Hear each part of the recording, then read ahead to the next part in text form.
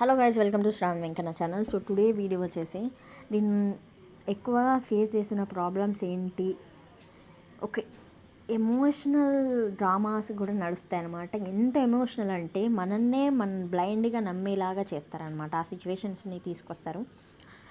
First ఏంటంటే మన అమ్మ వాళ్ళ సైడ్ ఉంటారు చూసిన ఫ్యామిలీ, కొందరు మంచోళ్ళు, కొందరు వరస్ట్ పీపుల్ ఉంటారు. అంత వరస్ట్ పీపుల్ని నా లైఫ్లో చూడలేదు.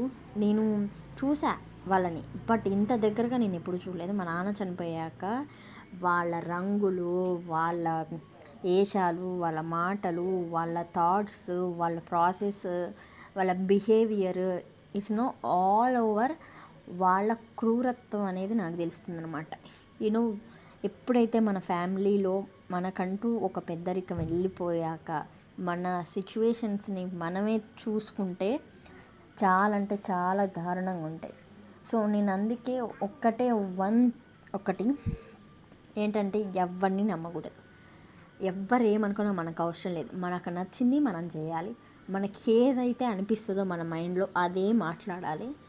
మనల్ని ఎవరైనా చిన్న చూపు చూసినా మనకు అవసరం లేదు, చూసుకొని చేసుకొని. బట్ నా ఇంటికి వచ్చి నా ముందర మాట్లాడితే మాత్రం నేను అస్సలు సహించను. అది ప్రతి ఒక్క హ్యూమన్ బీయింగ్కి ఉండవలసిన ఫస్ట్ గర్డ్స్ అది.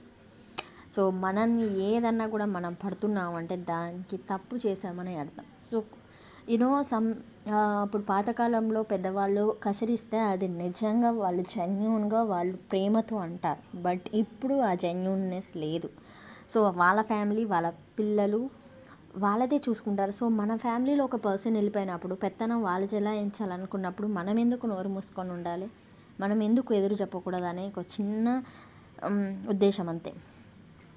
మనము ఒక డ్రెస్ కొనుక్కున్నా ఎందుకు కొనుక్కున్నావు అంత రేటు పెట్టి, ఎవరు చేస్తారు జాబులు అని అంటారు. ఎవరు ఎందుకు చేయాలి జాబులు? నా సిస్టరే ఉంది, నాకు పెట్టడం తప్పేం లేదు కదా. నా సిస్టర్, నా అక్క, నా తోడబుట్టింది.